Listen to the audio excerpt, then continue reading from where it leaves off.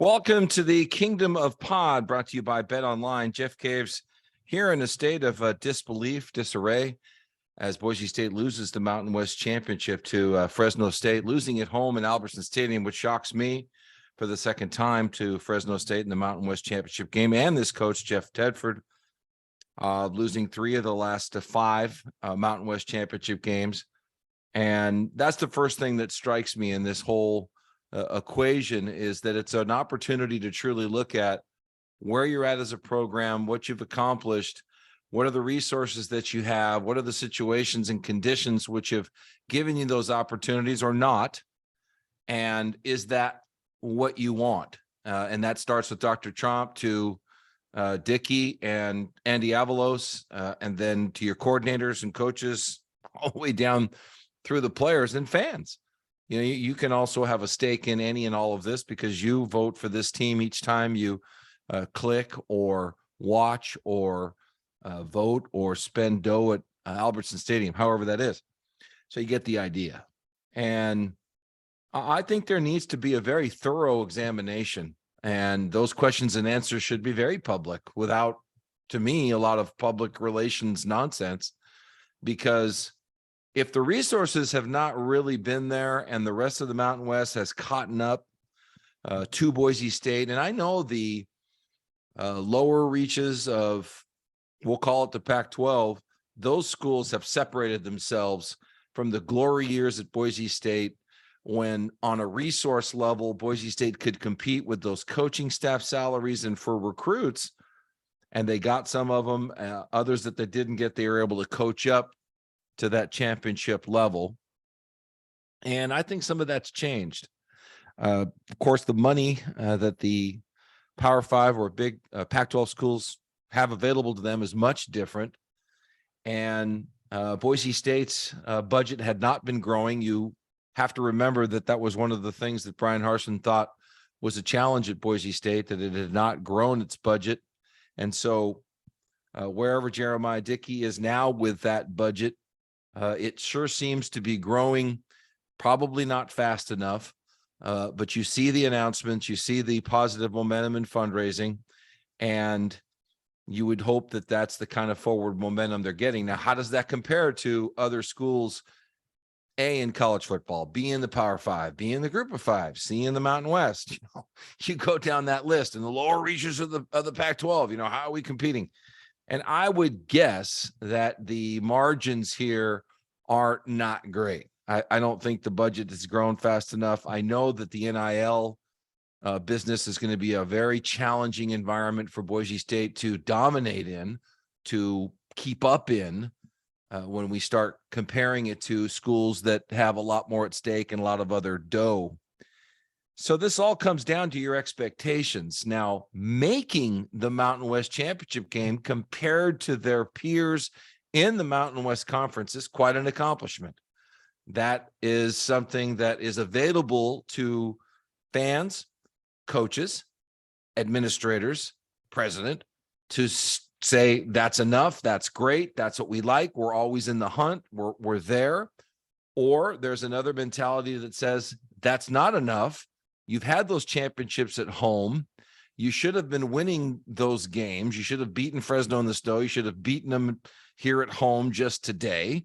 You should have beaten San Jose State on a neutral field. So all of that can be another perspective. That's up to leadership to determine, isn't it? Now, each fan has their own idea too. And of course, for those of us that are kind of stuck, and I think myself and others included are stuck in comparing a lot of things to the glory years of the Coach Pete seasons, some Hawk seasons, starting with Cutter seasons. I don't want to get into that right now. That makes it a difficult comparison, in that they're getting these opportunities, but they're not closing the deal. I think it's painful to lose Mountain West Championship games at home. I think that when you lose these games like this, you should temper some of the expectations, because Fresno State has come in twice now to this place and come out of here with a championship. So they could pull a Rocky Long and say, what mystique? We win up there. We expect to win. We've won. So the tide can change. So I think it's really time to look at some of this and come up with your own conclusions. Now, when you just look at what's happened with Andy Avalos and the 2022 Boise State football team, hey, that was a horrible start. That team was not ready to go. They had to make a change, which was gutsy. They brought in a brilliant coach in Dirk Cutter with the offense. They played outstanding. They not only salvaged, they thrived. They didn't lose any conference games with who they had to play. They didn't win great non-conference games. That was not great. And they get to the championship game, and in decisive fashion, they lose. So to me, these are program issues on the state of where it's at. And in the face of losing a Mountain West championship game at home to a Fresno State team that they'd put 80 points on the last two times they'd seen them, they've 40 points twice. They controlled Haener today. Haener didn't beat them. I think Fresno State's defense, I completely blew that. I said, well, what would be so different about Fresno State? We've scored all these points on them. Well, they locked up Boise State, and they really found a way to make Taylon Green very uncomfortable, forcing throws, putting him into places where there was triple coverage or four guys, running the football when he should have handed it off, interceptions. It was a tough night. 17 of 38, a touchdown, 2 interceptions, 8 of 30, and 8 of 30 on the ground. Okay, he goes 8 attempts, 30 rushing yards, and then I'll get to the bowl game situation for Boise State and what I think is going to happen. And, he has one long run for 14 yards, but he has 7 runs for 16. That's more the reality, isn't it? Those 7 runs for 16 yards. That's really what we were seeing most often. So I think Taylon tried to do too much, and he put too much on his shoulders, and he tried to do too much. In the second half, when they needed him to win this football game, when they needed him to win the Mountain West championship, really, because that's the quarterback's job, he was 5 for 12 with an interception and a touchdown. That's not going to get it done. And it's too bad that this was the game where this happened to him, because he's been outstanding. He will be outstanding, but take it for what it is and what happened. Yeah, it's a learning experience. I'm doing a crappy job with this. That's a great learning experience. Do you care? You're investing your time in listening right now. Right now. And I know there's a percentage of people sick and tired of not even being able to win the Mountain West Conference, especially when you don't win it at home. And you've had the better team, at least on paper. But Fresno State's proven that differently. And it's going to take, I think, a really good examination of where they want to go and what are their resources to get there.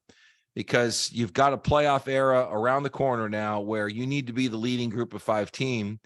And the national media conversation now is it's the American Athletic Conference. And after those teams leave, it'll be interesting to see how they flip that conversation, or if they even care anymore.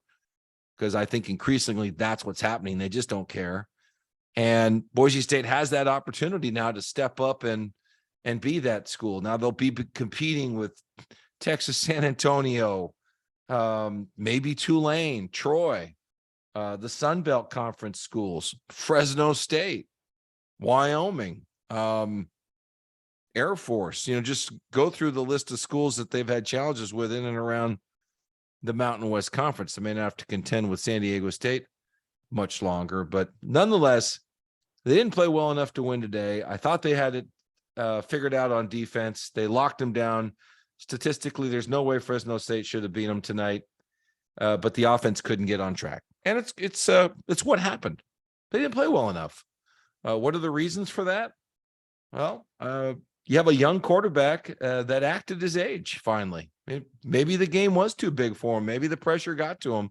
Fresno State's defensive choices that they made, they have an NFL experienced coach on their sidelines running their defense, figured out what they did wrong. when they got blown out the last time and said, okay, let's not do that. And they gave Boise State's offense every chance because Fresno State's offense could not do anything and kept giving the ball back. So just a disappointing situation. That's an understatement. Pissed off, sick and tired of it. I think it's all fair. Some people think that Boise State has the best group of 5 program, the most money, the best resources. They get extra money in the Mountain West Conference. And we're not always stopping, looking, and comparing. Okay, how much money do you get from the state? How much overall program do you have? Money do you have? All of those other factors. And you can't compare always. Now, these ADs can. They know what's going on. But it's hard to compare sometimes on the rest of it. But the bottom line is it's over for now. It was a nice comeback. They were there at the door and didn't get it done. Let's get on to the bowl game situation.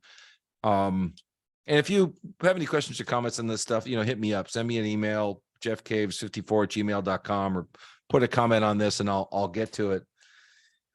I had been doing some work in and around the 3 bowl games that ESPN own and operate and control in the Dallas-Fort Worth market, selling sponsorships, etc. I don't do that actively right now. I'm doing other things. So I don't have any firsthand, per se, employee knowledge of anything as a employee there because I don't work there.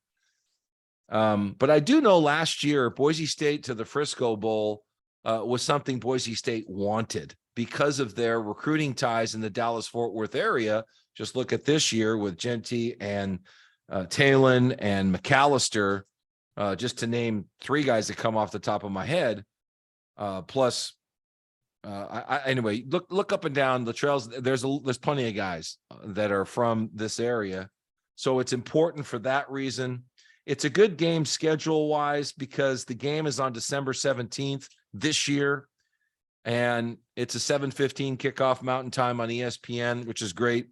But it's pre-Christmas for the coaches, for their families, for their personal lives, for recruiting.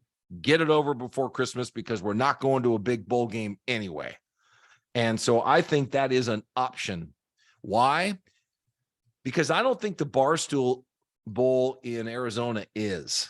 The way that left last year was they were very upset that Boise State did not play in that bowl game and had COVID challenges and how they did or didn't communicate with them. We don't know what was being said behind the scenes about Boise State going, we really don't want to be involved in a streaming joke of a game where you guys are just going to make jokes the whole time. And that's just an instinct on my behalf. I just don't think that's going to happen, even though they have the second selection. I don't think they want them anymore. And so they'll go with somebody that does embrace that fun and frivolity and lightheartedness. Another destination for Boise State could be back in Dallas as well, and that would be the First Responder Bowl. That game is played at SMU. It's on Tuesday, December 27th on ESPN. There's no time selected, but I know they don't want to play after Christmas, and they're high enough up in the Mountain West Conference this season that that would be something to be considered for them. But I don't know who the opponent would be there. Maybe they I don't know if SMU gets a home game out of that, but they'd have somebody in and around the area. Air Force played in it last season, and they got Louisville. So I see those 2 bowl games as a possibility, but I think the Frisco Bowl with somebody it's like Texas San Antonio was in the Frisco Bowl last year against San Diego State. I was there. Great game. Tremendous area. The Dallas Cowboys practice facility is adjacent to all of this. It's a great area. It's just it's about, 40 minutes north of the Dallas-Fort Worth airport. It's not close to Arlington, if you're thinking that, where the Cowboys actually play in AT&T Stadium. It is farther north of that. It's in Frisco, which is not where the Cowboys play. It's where they practice, and they have their facilities there. So it's great for all of that. But if I had to guess, that's what I think will happen. So I know that's a longer-winded edition of the Kingdom of Pod, how Believe Boise State football podcast works. But there's a lot to break down here. There's a lot of discussions. I had some on Twitter. You could go take a look at some of those about really where the Boise State program is at. It's not as much about one game. And sometimes for me, it's more interesting to look at the bigger picture. Where are they at with their budgets, their expectations, their programs? What's their president think, their AD, their coach? How do they feel they got here? How do they feel they can go somewhere further? Why do they think this happened? Why do they think they did not get this done? What's the challenge in closing the deal? And I think everybody is yearning for bigger and better bowl games and opportunities to play and win, like the Las Vegas Bowl against Oregon or some of these non-conference games. And there's a lot of changes in college football, so you want to be hitting on all cylinders. But, you know, face value, coach of the year, great record this season, but what a disappointing and terrible finish on that particular day and that particular game. I'm sure I'll have a lot more to say when the bowl games are all announced. The college football playoff show is tomorrow at 11, 10 o'clock Mountain, which sounds, check your listings on that. Doesn't that sound early to have that done at 10 in the morning? But that's when I read that it would be a selection show. And then the bowl invitations just start flying out after that. So I'm sure we'll talk more about that then. Thanks for watching this edition of the Kingdom of Pod, Boise State look on the Believe Podcast Network. I'll talk to you soon.